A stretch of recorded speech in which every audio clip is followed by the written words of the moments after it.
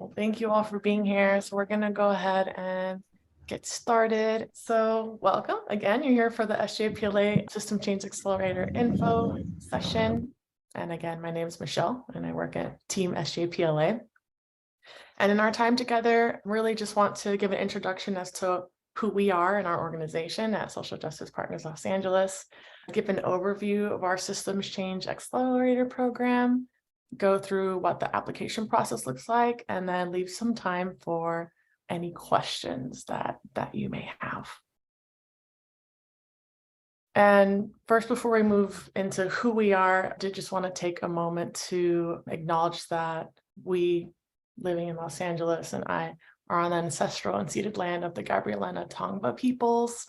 They're the rightful owners and caretakers of this land and have been, and they're not a peoples of the past. They're still very much here and present.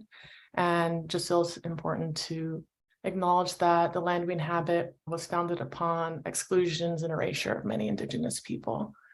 And acknowledging this, I think, is just a beginning of a commitment towards working to dismantle settler colonialism.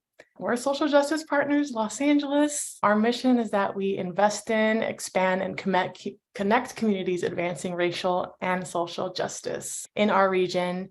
And we do that in many ways. And one of the ways and programs that we have is our Systems Change Accelerator, which is what you're here to kind of learn more about. And this is our mighty team of 9 folks. Teresa is here. Shout out to Teresa. Thank you for your co-hosting today. And we also have Allison and Ann and Christine and Frank, Kelly, Yolanda, and Sharon. These are the folks who work for our team, and relationships are very important to us. So happy to share that all of these faces as part of, when we say SJPLA, these are the staff that we're talking about. So before I go into an overview of the accelerator, I did just want to share a short clip and explainer of what the accelerator is. And I love the clip because you also get to hear from some of our current accelerator cohort members. This is a clip that was shown at our annual Fast Pitch, which is a showcase that our accelerator leaders get to share their stories at. The presenters are part of SJPLA's Systems Change Accelerator program. This program amplifies the growth and impact of initiatives that address the underlying causes of Los Angeles' most urgent social challenges. Over 9 months, we support the cohort in honing their strategies, implementing liberatory team culture practices, enhancing their messaging, and broadening their networks and resources. Through these efforts, these organizations grow their capacity to generate lasting community impact. I joined the accelerator to be surrounded with other like-minded individuals that were doing work similar to myself. And I like the fact that there was a cohort to bring forth systems change in a group setting. It feels like Social Justice Partners is at the cutting edge of thinking about how to do this liberation work that benefits communities differently. And the accelerator seemed like a really great opportunity to really build out projects I've been working on. But honestly, I'm just excited to be a part of an organization that's thinking about liberation in the way that Social Justice Partners is thinking. Last year, one of the previous participants gave a presentation about her experience in it, and I fell in love with the art of storytelling to advocate for greater resources to your organization and to really illustrate the impact. So when the opportunity came to apply for this program, I knew it was a program for me because I would be able to have a larger audience to really advocate why systems change through policy is so essential. I love that you get to hear from some of our amazing cohort members this year. I'm just going to launch into an overview of what the program is. So the accelerator program actually started in 2017. So right now it's our 5th cohort. So we are currently in the selection process for our 6th cohort. And this program is 9 months long from September to May. And it is anchored by first monthly cohort meetings. Once we get into the fast pitch phase, it's more often than monthly. But really what is great about the program is the cohort model and the peer learning that you get from a group of like 10 or less other nonprofit leaders across Los Angeles who are also tackling systemic problems. Again, this is a Systems Change Accelerator program. So these are all folks who are tackling the root causes of some of Los Angeles's most pressing social issues. And part of the participation in the accelerated program is that our leaders and our organizations get a $10,000 unrestricted seed grant. This gets distributed throughout the time in the program. I think it's like half in the beginning and half more towards the end. And this is in addition to opportunities to raise more money through our annual fast pitch training, which I'll talk more about, as well as being part of our network in SJPLA. We are our staff and we are our cohorts, but we also have a community of over 80 partners who invest their money and time, who want to really amplify racial and social justice and systems change in LA. And so this is a network that we will often tap into for example, coaching for accelerator leaders and so forth. So you've heard me mention fast pitch a bit. So if you're not familiar with what this is our signature training and our longest running event here at Social Justice Partners Los Angeles. I'm not sure how long it's been. Definitely over a decade, maybe even 17 years. I don't know. Maybe Teresa knows. But what this fast pitch training is that 13 fast pitch events. Yes, we've had 13. Duh, this was the 13th annual one. Okay. So what happens in this training is that all of our accelerator leaders go through this portion of accelerator program where they craft a 3-minute pitch and hone their story of self and the story of their org. And they all get this professionally filmed in a studio. And then it gets shown at our Fast Pitch Showcase event, which has been virtual for the past few years. And it is in front of a community of folks who want to invest in and donate money to Systems Change in Los Angeles. And so this is a big draw for a lot of our accelerator leaders, is the fast pitch portion of the accelerator program. And then lastly, as part of the program, we're part of the SJPLA community and our network of supporters, including fellow accelerator peers, donors, and the SJPLA partners that I talked about. Okay, so I mentioned like the 9-month-long journey. And so this is just a breakdown. We like to think of it broken down into 3 different phases of the program. So the first phase is really about liberatory teams and systems. So the program launches in September and we have monthly convenings up until December. And this is where we're facilitating conversations around healing justice and what does stress feel like in the body, and what are some of the white supremacy norms that we see in the workplace and out in society? And then also, what is something different we could explore for ourselves? What does a more liberatory and regenerative culture feel like? What does it look like to get free at work? And this is really setting the context and the culture for our organization. So that is what the first phase of the program looks like. Meanwhile, you're getting to know us and your fellow cohort as well. So that phase goes into December. And then we go off into break and the new year starts, and then the pace picks up a little faster because it starts the fast pitch leg of the program. So again, this is where our accelerator leaders, they hone a 3-minute pitch. And what's really great about this experience is it's a 10-week long journey. So we're meeting about every 2 weeks, some of it virtual and some of it in person. And what's really great about this process is that each accelerator leader gets paired with a couple of SJPLA coaches. So these are, again, folks who are in our circles, who really want to engage in liberatory coaching and really be curious to ask questions of our accelerator leaders to help support the leaders in refining what story they want to share as part of Fast Pitch. So that's a really great portion to be connected to our community and have 2 coaches specifically paired for the accelerator leader for this story of self.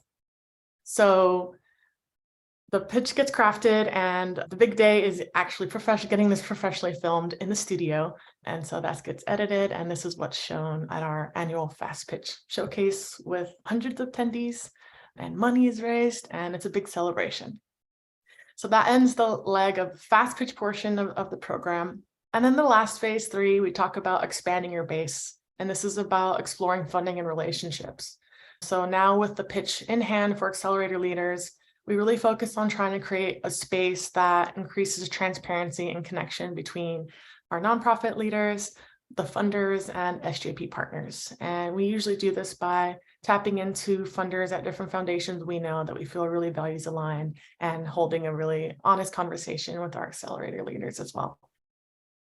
So that ends phase 3, and then culmination happens in May. And then our accelerator leaders become alumni, and they might choose to continue to be engaged. Maybe they want to be part of the accelerator selection process.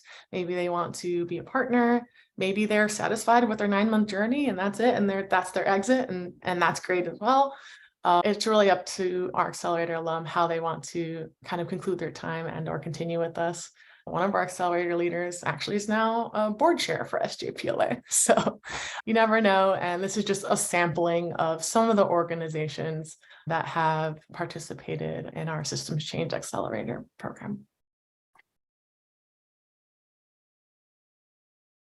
So this is the actual list of dates for the accelerator program for next year. So one of the eligibility criteria is ensuring that anyone who's selected can attend all the dates.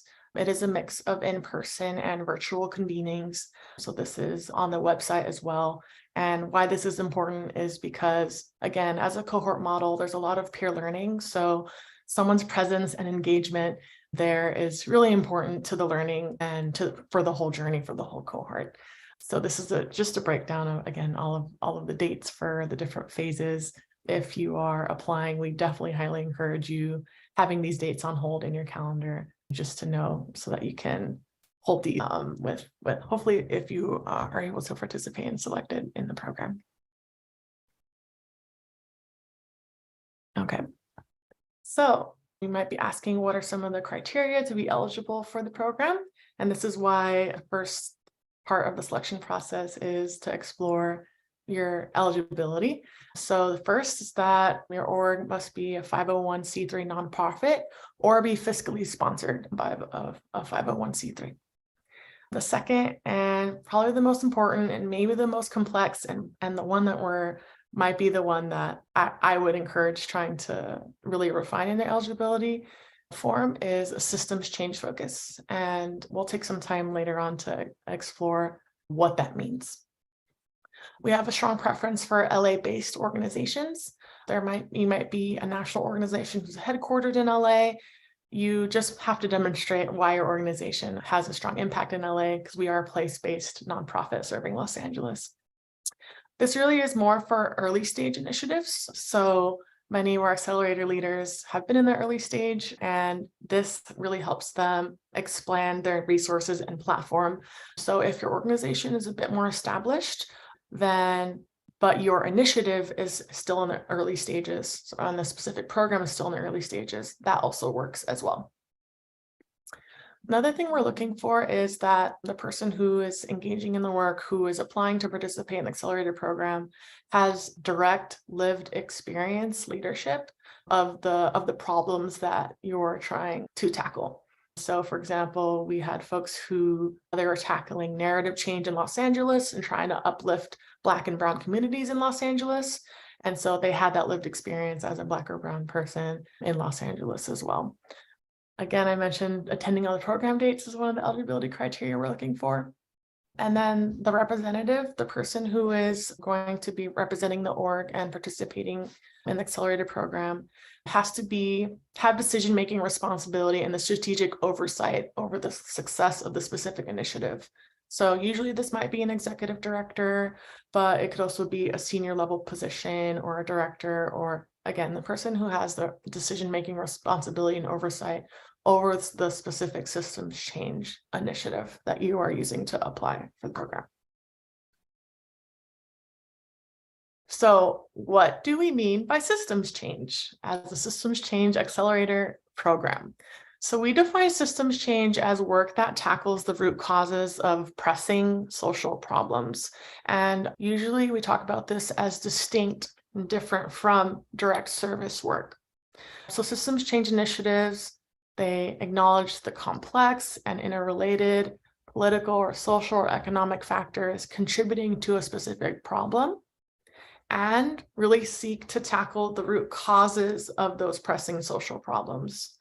And this creates change in underlying structures This could be by shifting policies or processes, resources, mental models, and power structures.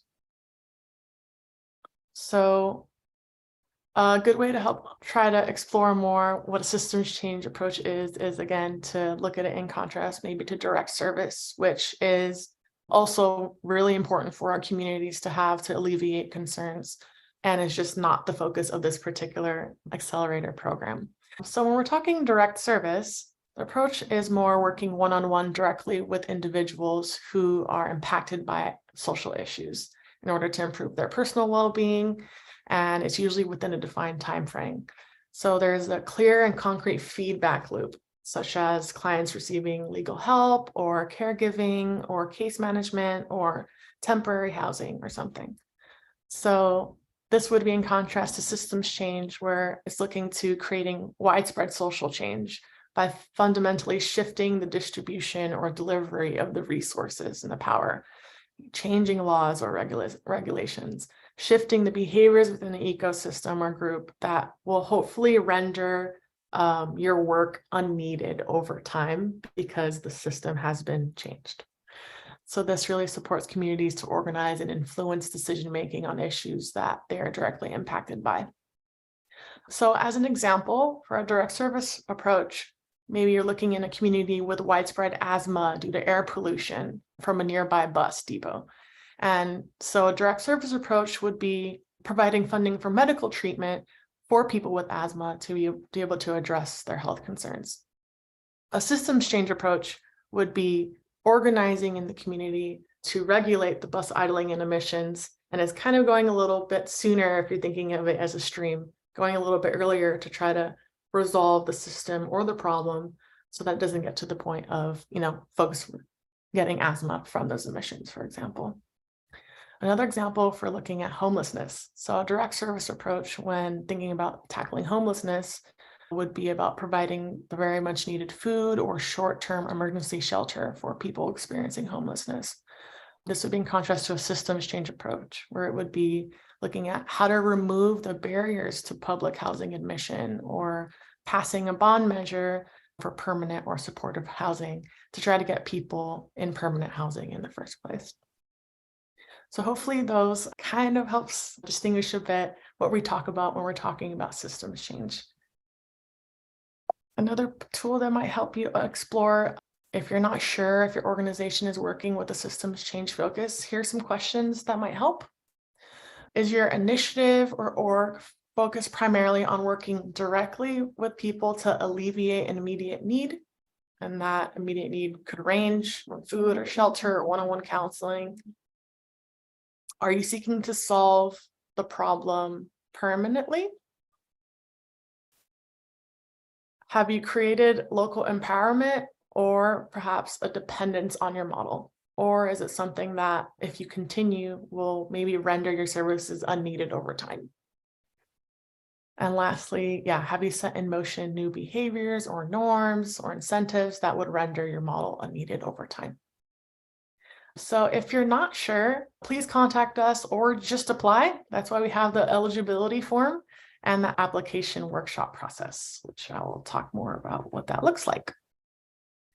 Okay, so if you're interested to apply, which hopefully you are, the first step would be to complete an eligibility questionnaire. Teresa, I'll ask you if you could actually put the link to that in the chat, would be great. So you would complete this questionnaire. I think it's about like 13 or 16 questions, and we really try to keep it brief as to not burden you in the time put into this questionnaire. And this is just to make sure that you meet the eligibility, or your org meets the eligibility requirements for the program. And this is due Tuesday, May 30th. Oh, we have a time, 11 p.m. Okay, by 11 p.m. So after May 30th, then we look at all the folks who submitted an eligibility questionnaire. And if your application is eligible and meets those eligibility requirements that I stated, then all eligible candidates would be invited to attend. It is not an in-person workshop. It is a virtual workshop. So we have 2 date options. So our applicants will not be going to both. We won't be asking them which date they would prefer to attend. So these might be good dates to also hold in your calendar, June 14th or June 22nd. And I will explore more what the workshop actually entails. But after the workshop, then we will notify candidates by early July if they have been selected for the program. And then again, the program begins in September. Okay. So to go more into what this virtual applicant workshop looks like, at this workshop, we facilitate a strategy session and this shares some core tools while also offering coaching and a space to build relationships with other nonprofits. And then we also ask applicants to bring at least 1 or up to 3 team members with them.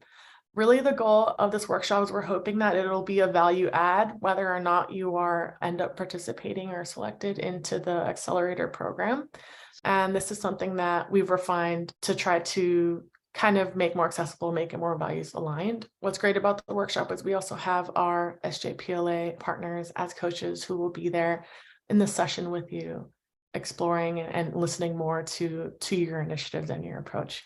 So we really like as a space to be able to build relationships beyond the paper and the words that are provided in the eligibility questionnaire. And we're really grateful to get this feedback from our past applicant workshop participants that they felt that it did add some sort of value to their initiative as it gave them some time to really reflect on their initiative. 91% of our applicants preferred the workshop over a written only application. And they really appreciated the chance to build relationships with other nonprofits who are there as well, and the space to deeply explore. Okay, so at the workshop phase, just to be transparent about what it is that we're looking for. So this is past the eligibility phase. We're really looking to clearly understand if the initiative provides a systemic solution and is systems change, again, as we are a Systems Change Accelerator program. So we're looking if the problem is being described clearly and if the solution is really designed to the problem and if it would provide a dramatic improvement of lives on a large scale. Another thing we're looking for, again, is proximity to the issue. So we have, again, a really strong preference towards leaders who have the direct experience of the issue or really regularly spending time with and receiving input and feedback from people who are most affected by the problem and have an understanding of how the problem is experienced and are able to really address it. We're also looking to see if it's an early stage initiative. So if the organization has been operating for at least a year or at least has a couple folks dedicated to it. If this is something you're not clear about your meeting, again, you can reach out. As I know, we also did share that there's no like minimum budget or number of staff, but we at least want to see that there's some evidence that the solution is working or could work. And then we're looking to see if the person is open to learning, again, as a really important asset of a cohort model and peer learning. And then our collaborative as well, because we're, again, looking at the cohort as a whole and learning together throughout those 9 months. Okay, so this is a short snapshot of the questionnaire that Teresa put in the chat. And if you haven't already applied, I encourage you to pop that open and apply. And we hope it doesn't take very long because we think a lot about how to make this as accessible as possible. And that's all the slides that I have for now. And we have plenty of time, which is great. So if you held on to any questions during that time, appreciate you listening. I just wanted to open up to see what questions you all might have. You could either pop them in the chat or come off mute or come on camera and ask. And yeah, I'm here to answer.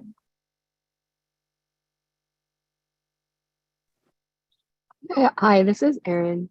I have a quick question about, I guess it's my understanding that each organization sends 1 person to the cohort. So my organization has participated in similar things in the past. And one of the challenges we ran into is that 1 person can kind of end up in a silo or even have difficulty communicating the things that they learn to the rest of the team. And it can cause division in the team. So I was wondering like what resources you had or how you guys think about making sure that like the lessons learned in the cohort are really accessible to the rest of the team members. Yeah, that's an awesome question. So in the past, we have had some experiences where certain workshops, especially when we're talking about the liberatory teams, we might open it up to be able to invite another team member as well. We really are looking for that one consistent representative who has the decision-making power over the initiative. And we're hopeful that in the applicant workshop phase, we definitely do want at least one other team member as well to be present so that your team is there grappling within the workshop as well. In terms of resources, we do, or we have had in the past, I could create like a Google Drive with the slides to be able to distribute that out as you wish, but it really is the responsibility of the organizational representative to be able to take what's learned and disseminate and share that with the team. And we have those resources virtually available as well to support with doing that. So hopefully that addresses your question. Yeah, I think I participated in cohort models as well. And it's like, how do I disseminate this with the rest of the team? But yeah, that is responsibility of the organizational representative. And we're happy to provide those like resources, agendas, slides to make that as easy as possible. Cool, thank you. Thanks, Erin.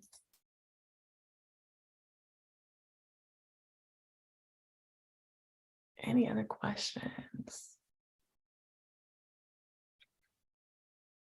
Okay, I'm gonna share a question out loud. So the person our organization would apply for would be leading the initiative, but their title is technically program manager. They have direct oversight of the program, but they're not responsible for making broader organization-wide changes. Would that be okay? Yes, they are responsible for that specific systems change initiative. And it sounds like they have the oversight of the program, so the ability to make decision-making in that specific systems change initiative. So wouldn't worry too much about the title if it's not an executive director. We've had, directors and other folks, but the main point is that they should have the decision-making authority over that systems change initiative. And so they could apply. And the second question was, would assuming the 10K seed unrestricted operating grant be able to be granted to the entire org, or does it need to fund the program only? I think this is just to the entire org. Yeah, it's unrestricted. So yeah, do with it as wished. I'm gonna say that confidently, and then if I realize I'm wrong later, maybe I'll let you know. But I feel really good about it. Yes, it's for the organization.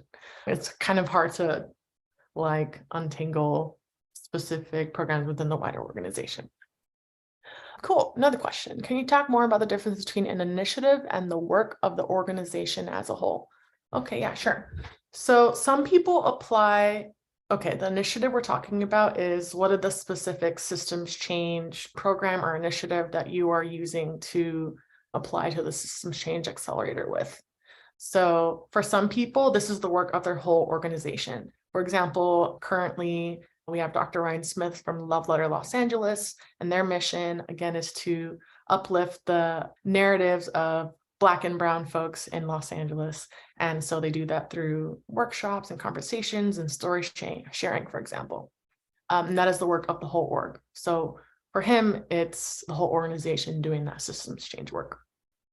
Another example would be, for example, Community Power Collective and Sergio is in our current cohort. The Community Power Collective is a larger organization that has many programs, but the specific initiative that Sergio is applying for is street vending and how to organize street vendors in order to ensure that they can continue to feed our communities and aren't being policed and incarcerated. So that street vending initiative is not the work of the whole organization of Community Power Collective. It is just a piece of it.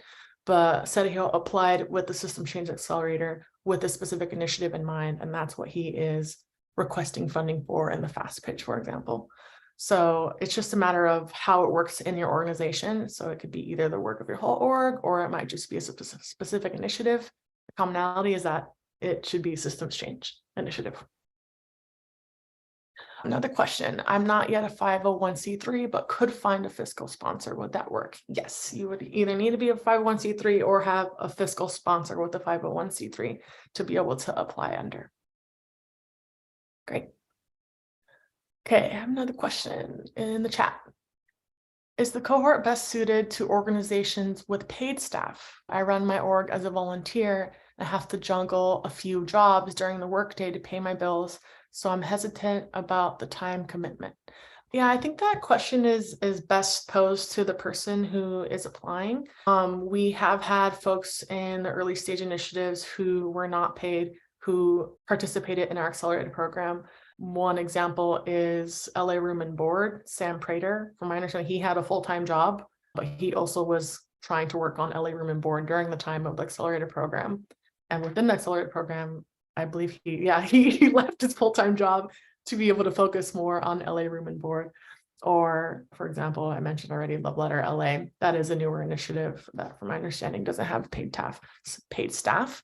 But I think the main piece is, again, the time commitment and ability to come to all the program dates is really crucial and is required to be eligible. And again, that is because the relationship building is really important to us, the peer learning. And so when someone isn't able to be at all the sessions, then it takes away from that learning environment, as well as, you know, maybe other applicants who also would share that they weren't able to come to all dates. So I would say that would be a personal question for yourself. If right now, if you have the right capacity to be able to commit to the 9-month journey in this program.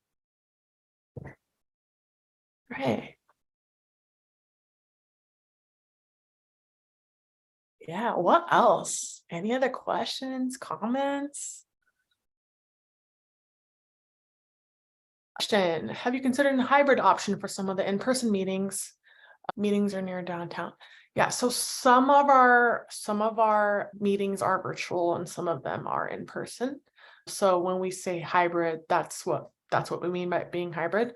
So we're really mindful that LA is really large and commuting is not fun and we have responsibilities. So when we feel that it works, we do keep it virtual. But some of the meetings are in person, and usually actually has been in downtown LA when we do have it. And the in-person component is really important because, especially in the fast pitch, one, for relationship building, because that's a little harder to do in virtual. And two, in the fast pitch portion, when our accelerator leaders are working to craft their pitch, the presence in person and being able to pitch in person as you would be when you're doing it to a camera is really valuable. So we are asking that folks who, you know, are able to commit can come to all of the meetings, whether that be the virtual meetings or the in-person meetings. But if you're asking if our in-person meetings allow folks to be able to Zoom in, we haven't done that due to capacity thus far, and because we're hoping that there's a special magic when we're able to meet in person. Can you estimate the amount of time required outside of meetings for the non-pitch portion? Oh, okay, sure. Time required. So I wouldn't say there's any time required outside of the meetings. So especially in the liberatory systems and teams, we, you know, have the content in the workshop and share that with you. Some people might choose to connect with cohort mates outside of the meetings, and that's up to them and not required. I think the only thing I could think of would be like reading any emails that I send. So usually that's only like a couple minutes, but that's just me sending emails saying, hey, reminder, we're meeting next week. Or I might ask for information, or we might ask for information to make sure we can disperse your first payment for the grant. And so any time commitment outside of those sessions beyond the fast pitch portion, I would just say is like communication with us and read our emails. We do our best to try to make the logistics really easy so you can just show up and be yourself and not do any additional work. So yeah, hopefully that helps answer your question. And again, that is for the non-fast pitch portion. For the fast pitch phase, this is where there is work outside of our sessions, because after our sessions, our accelerator leaders are working to, again, refine their pitch, meet with their coaches, practice their pitch in preparation for the next time that we meet. So the fast pitch portion, which is like really January to April, I'd say would be our most time commitment intensive part of the program. Cool. How are we feeling?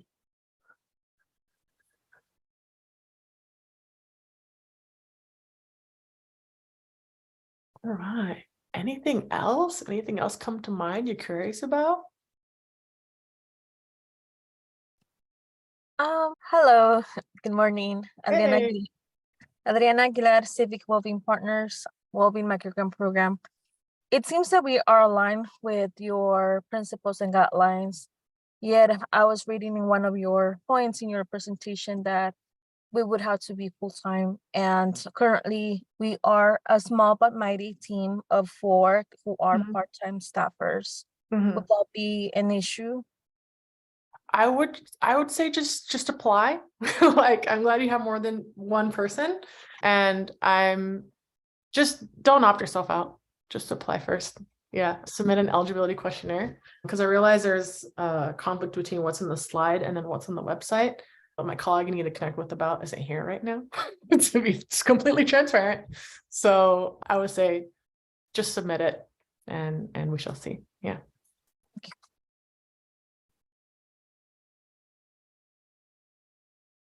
Anyone else have any questions, comments? Michelle, you're going to Hi. provide, Oh, sorry, go ahead, Jen.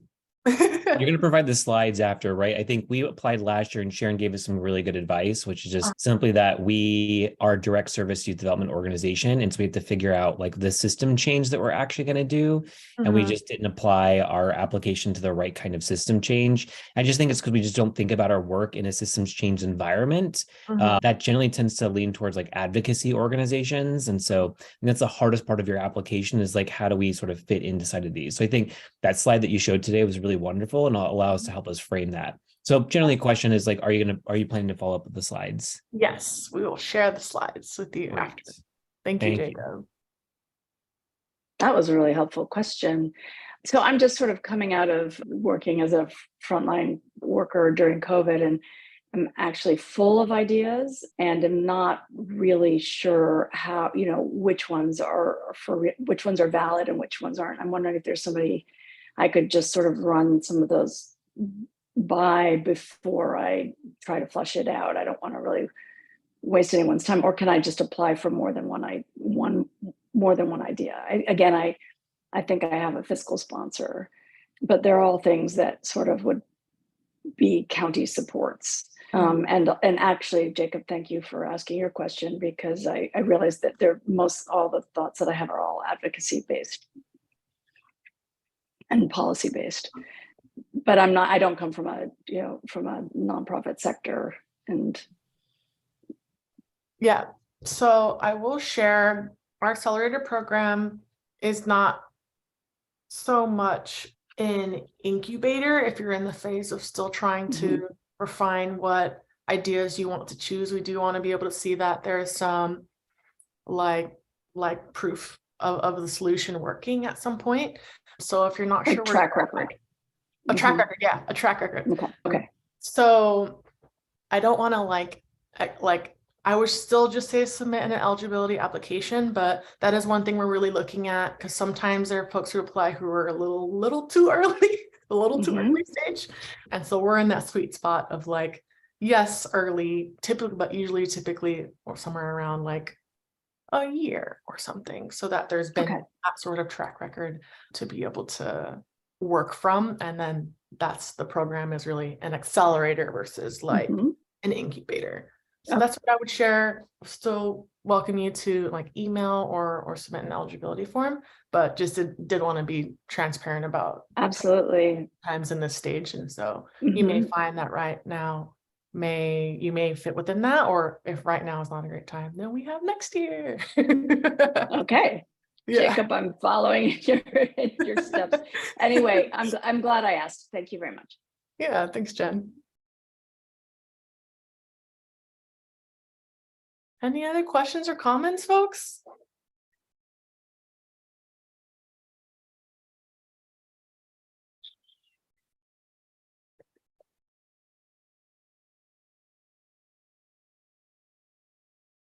Okay. Well, do not worry. If you have any other questions, feel free to refer to our site that's at FAQ or just email us. Again, you have until May 30th to be able to submit the eligibility form. Teresa, if I could actually ask you to pop that in the chat again as well. So this will pretty much conclude the info session for today. Feel free to reach out, and to close out, you're welcome to go now, but have this, again, wonderful video that Teresa filmed and edited that has some of our current accelerator cohort leaders talking about what they appreciated about the cohort. And then we asked them, like, what would you tell people who are considering applying, which is your situation, and they speak directly to you. It's definitely connected me with other organizations that are part of this that I had no clue they were around. But as I'm talking to them, I realize that the bridge is very short. We organize a lot of the times in the same communities, the same people. So it's allowing me to bridge the gap. So I'm really excited to connect with other folks outside of this to see how we can collaborate, because that's how we create community. And has a connection to the work that they're doing. And so that is a really great intersection. Also, just the way overall we're building our communities in different ways. You have to do it. You have to do it like you're breathing in. This program helps refine your abilities and skills, connection with many people, and the end package is just beautiful. It's an amazing opportunity. So if you're on the fence, get off the fence. On the side that says just do it. Don't hesitate. Believe in family. I believe in community. And the cohort became a community for me. And I would believe that the cohort you'd venture into would hopefully do the same for you. It's a space that doesn't exist in philanthropy that I've experienced. If you want to go and learn more about your own organization and what you're trying to do, and then meet incredible people who are going to help you vocalize that, this is definitely the program for you. You got to sign up ASAP. Do it. This experience has surpassed my expectation. Just the way that we've been able to build community and connect with your coaches, I think it's something that everyone could benefit from. So I really would encourage folks to apply, and they won't regret it. So, thank you all for sticking around. Thank you. Yeah, I hope you have an awesome day. Again, feel free to reach out, but take care of yourself. Thanks for being you, being here, and putting great work into the world.